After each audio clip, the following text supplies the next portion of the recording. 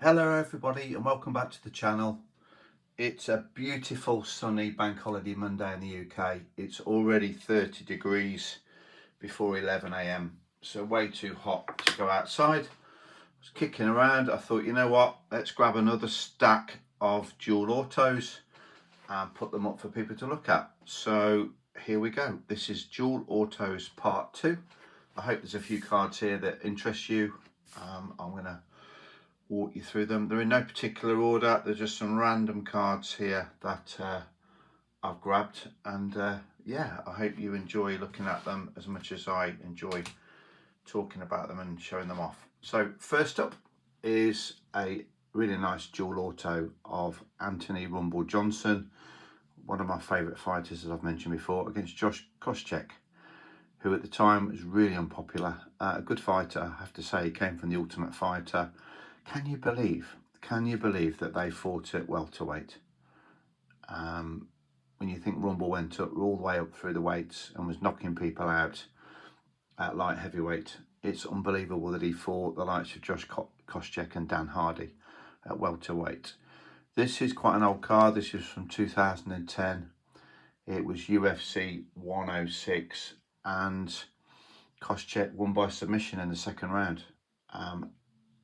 I wouldn't have expected that result, knowing what Rumble went on to do, but I'm guessing he was drained at the weight and just not himself. Let's see what it says about the mat. The mat contained in this card was supplied directly by the UFC, so I'm guessing that is an authentic relic from the fight. A really nice card to start us off. Yeah, anything Rumble related, I'm a buyer. I really admired him as a fighter. Rest in peace, Rumble. And a beautiful card. Another card from 2010, I think. Yep, UFC main event is Antonio Rodrigo Nogueira against Randy Couture. It's a dual relic card, but I don't think, let's see. Oh no, fighter worn. These pieces of gear were supplied directly by the featured fighters. So these are fighter worn relics and a dual auto of Big Nog and Randy Couture. One thing I really like about this card is that the number, the denomination number is bigger. So it's number 6 of 25. It's nice and bold. I don't know on some of the cards why they make them so small. I really like the fact they're numbered. I think they should have just kept it this size all the way through. I think it's a great size for the number. If I remember correctly, this was a decision for Nog, I think. Or was it Randy? I should have looked it up, shouldn't I? I know it went to decision. It was a long time ago, but lovely card. So fighter worn, authentic fighter worn gear, and a dual auto from 2010. I think we can put that one on a stand, can't we? That's quite a nice card. If I need to change it, I will do. As I said, these are completely random, so although there are a couple here from the same set. So this is a Global Conflict set from, what year is this? It doesn't say, but this is from UFC on Fox 2. Chael Sonnen, Michael Bisping. I love that it's in red ink. Bisping signed the count, which is great to see as well. And yeah, that was a decision to Sonnen. He won a close decision. I think he said after the fight that Bisping hit him harder than anyone else ever had, which is some compliment for Bisping. He wasn't known as a puncher, really. He was the sort of fighter that wore you down. But that's a beautiful card. I really like that one. I've got a few in this set. Really proud of this card. This is GSP Matt Hughes. One of the all-time greats for me. GSP, phenomenal fighter. Always looked in fantastic shape and always adapted his game to match the opponent he was fighting. Matt Hughes, one of the OGs from the early days of UFC. They had 3 fights, and this one is from UFC 79, which is way back, isn't it? UFC 79. I have to say, I love the old UFC cards. I remember watching them. So the first card I watched was around about UFC 49, UFC 50, and it just exploded from there. Fighters like Anderson Silva came to the UFC, and other iconic fighters. Really looking back now, it was a golden age for me of the UFC, and just fantastic, absolutely fantastic. So I believe in this fight, which was, as I've said, UFC 79.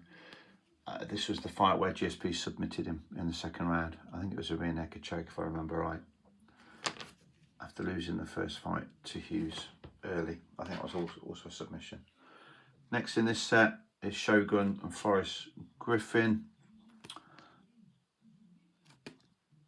It's, I should have said, yeah, these are numbered. That's what I was looking for. See what I mean about such a small number? You can barely see that.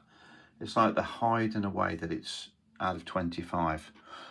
So all three are out of 25. The Chow Bisping's number 3, the GSP Hughes is number 13, and the Forrest Shogun is number 10.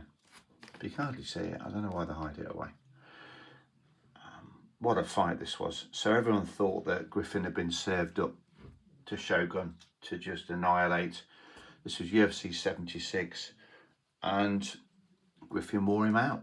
He wore him down, and he submitted him and exhausted Shogun in the third round, I want to say, but I may be wrong. But yeah, beautiful cards, and they just bring back the events for me. As you know, I don't normally go for graded cards. I prefer raw. However, I picked this up next to nothing, so I thought I'd get it. It's Chris Weidman against Alessio Sakara. It's a mint 9, again numbered from 25, and this is from UFC on VS3 in Louisville, Kentucky. 2012 Bloodlines Global Conflicts dual auto. So I've got 4 of those at the moment. A really nice set, and yeah, bringing back happy memories of fights from long ago. Next up, not two particularly valuable cards at all. There's a Showdown Shots. So this is Nogueira against Phil Davis from Fight Night 24. I've got to be honest, I can't remember the result. I'm going to say Davis, but I don't know. I think this was at a time when he was up and coming, and his size and range and length was helping him to defeat some fighters on the way up. But I don't know. Nog was a bit older at this point, so I'm going to say Davis won, but I need to look that up and check it. But yeah, that's a little duel. And then another one in the same set is Damian Maia against Munoz. I love Damian Maia. Anybody that's the best in the world at what they do, or one of the best in the world, deserves respect, and his jiu-jitsu was just insane. These are also numbered out of 25. I've only got the 2 in that set. I have seen others about, but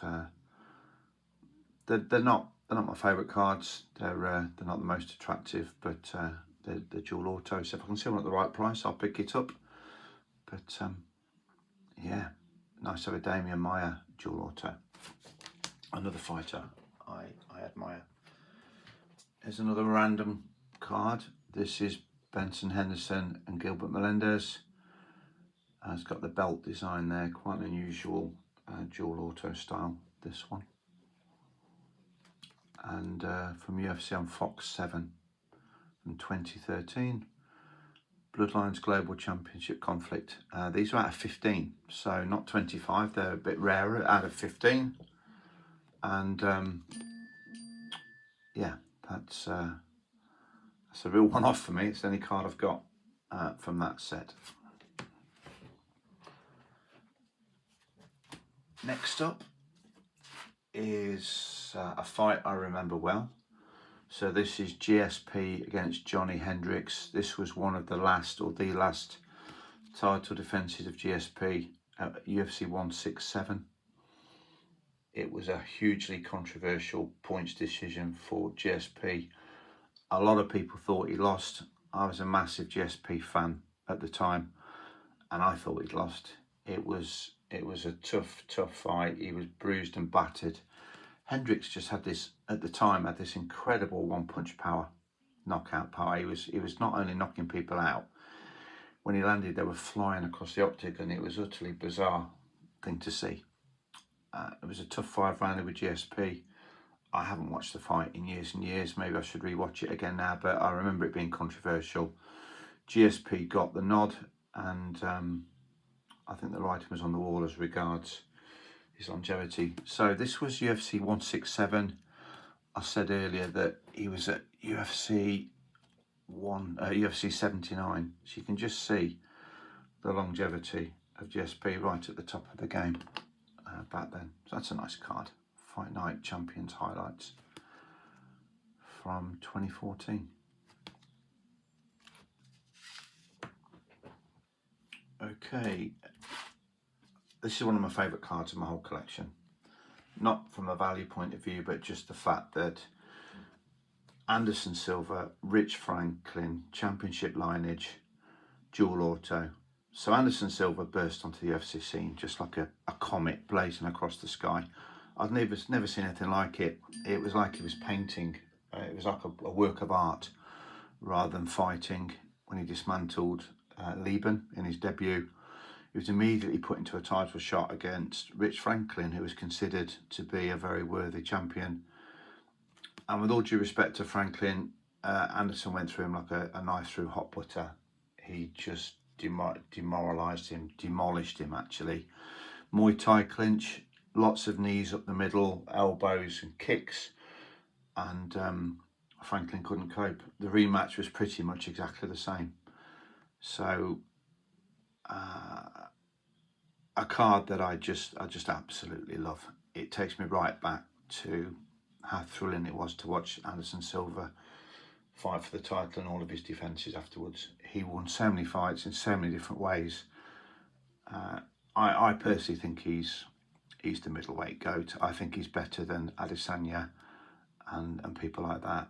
I've never seen anyone like Anderson Silva in the cage. He was literally an artist. It was a work of art to watch him. And what a beautiful card. It's out of 10, number 2 of only 10, so that's a rare card. That's got to go up on the on one of the stands for me. In the same series, championship line, is this one. Cain Velasquez and Mark Coleman. Number 4 of 10, 2 real GOATs, I suppose, of heavyweights. Mark Coleman, an OG, I should say, rather than a GOAT, from right back in the day. And Cain, at his best, most people will agree, he was right at the top of the tree as far as ability in heavyweight UFC fighting. So, beautiful card. They're absolutely stunning, these championship lineage cards.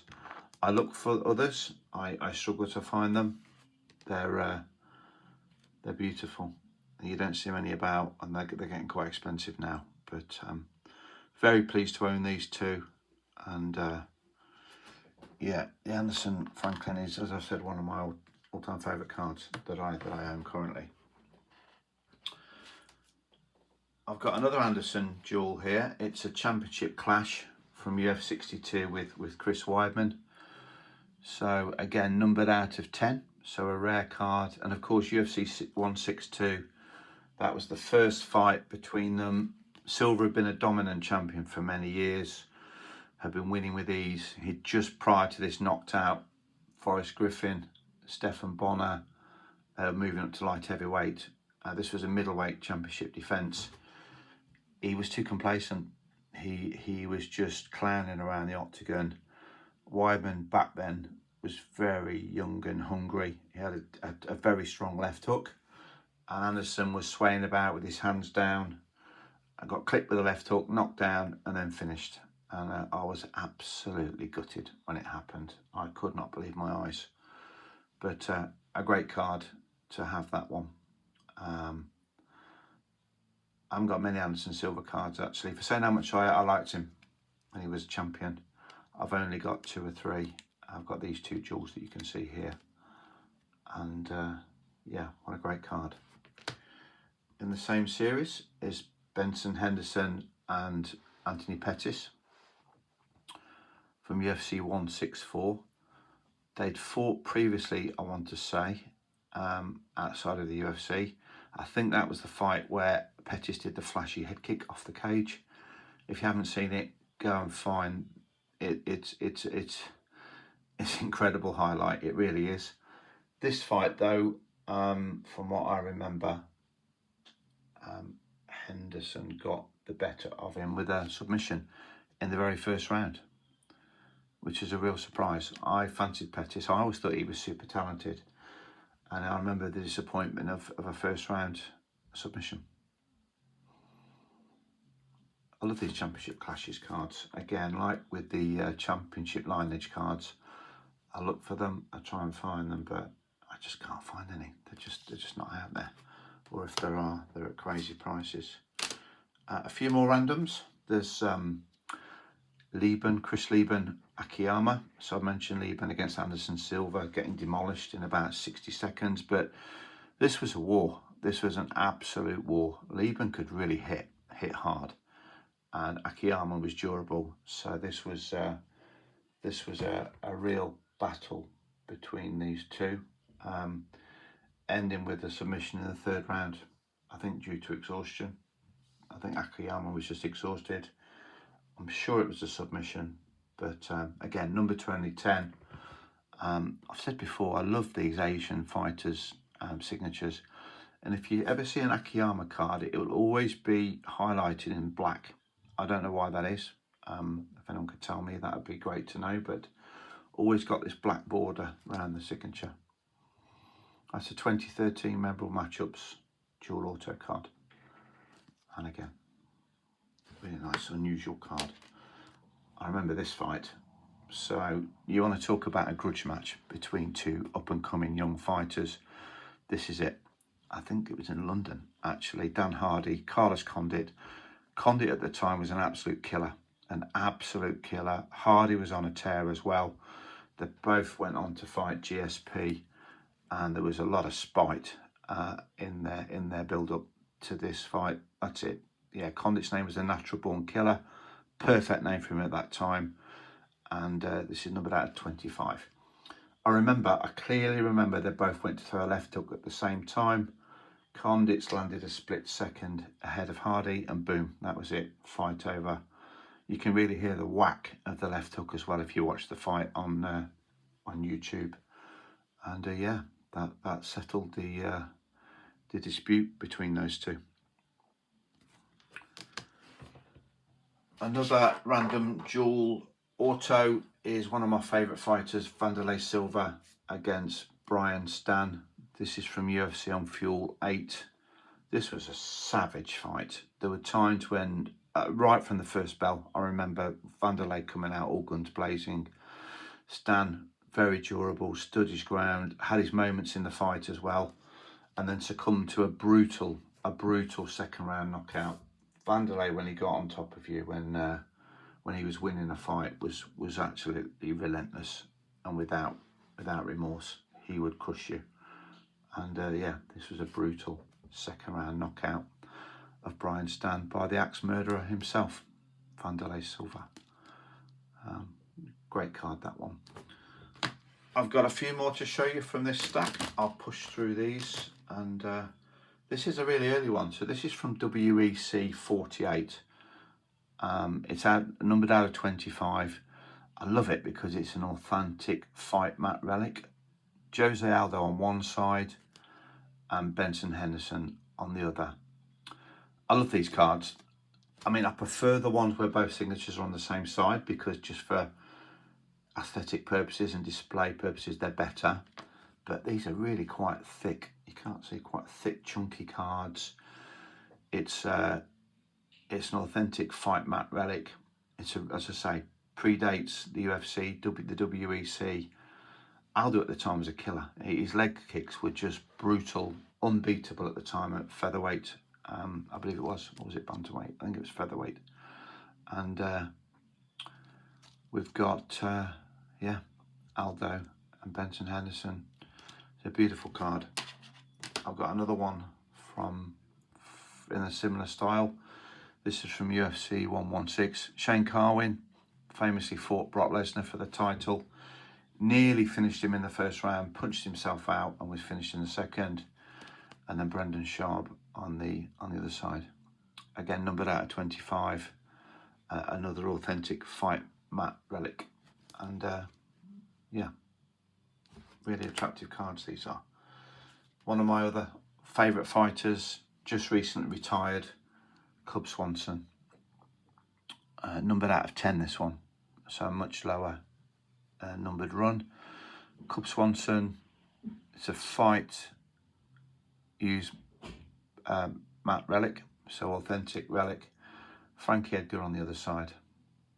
So 2 all action, no nonsense, really exciting fighters from back in the day. Frankie Edgar bantamweight, Cub Swanson bantamweight. Cub's such a great fighter. I was so pleased he won his final fight.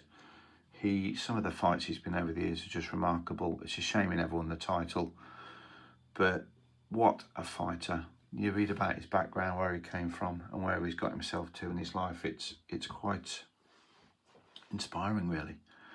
And again, as I've said before, I love the fact that they're a piece of the octagon from that time. I'm looking for a couple of other nice Cub Swanson cards at the moment. This, I think, is the only one I've got. And I'm happy it's a dual, but I'd like a couple more if I can find the right cards. In the same style, we've got, again, numbered out of 10. This is number 9 of 10. We've got Cain Velasquez heavyweight. Some kind of markings on the event worn relic there. And DC on this side. So they're trained together. Cain and DC from the same camp. Great to have them both on the same card, numbered to 10. I've got another DC dual auto here. Again, this is an event used fight matte relic. DC and Josh Thompson. It's number 6 of 10. 2 different coloured mats. It says both are authentic, fight used. It doesn't say which fight though, which is odd. But yeah, I like the dual colour in that one. I like the fact they're only numbered to 10. And yeah, I've got a few DC matte relic autos, which are always nice to pick up. Next up, we've got Luke Rockhold, number 9 of 10. And on the reverse, it's Tyron Woodley. Again, it says that they're event used. I can't read the writing. It's so small. Whether it says which event it is, I don't know, but I can't read that. And again, one is a white relic and one is like a silvery grey pale blue. Luke Rockhold, Tyron Woodley. Last couple of cards coming up. We've got Stefan Struve, authentic relic. I like the little band across there that says it's a fight mat relic. I haven't seen that on any card before. It's quite a nice touch actually. Terrible signature, but Stefan Struve and Pat Barry. And they've done the same little thing with the octagon there. There's number 9 of 10, that one. Down to the last couple now. We've got Hendo, look at that. Dan Henderson, another fight used matte relic. Some of his cards he signs Dan Henderson. Some of the earlier ones like this one, it was just Hendo. And on the other side that is Shogun. What a couple of fights those two had. Fight of the year, I think the first one was. 8 out of 10. The H-bomb, as it was known, Hendo's right hand landed numerous times, but Shogun took them somehow. 2 very, very tough men and 2 absolutely awesome fights. What a lovely card to have. And last but not least today, we've got Jake Shields. Oh, again, they've done that little thing on the octagon. I like that. I like that little band across there saying Fight Matt Relic. So Jake Shields and Jake Ellenberger. Again, out of 10, number 3 of 10. So there we are, another stack of my dual autos for you to hopefully enjoy. This is part 2. There are enough to do a part 3 and a part 4. I think next time though, I'm going to show some triple autos off. That might be a good place to start. We'll do part 1 of the triple autos. Thank you for watching. I hope you're enjoying these videos. For me, it's all about promoting the hobby, particularly in the UK.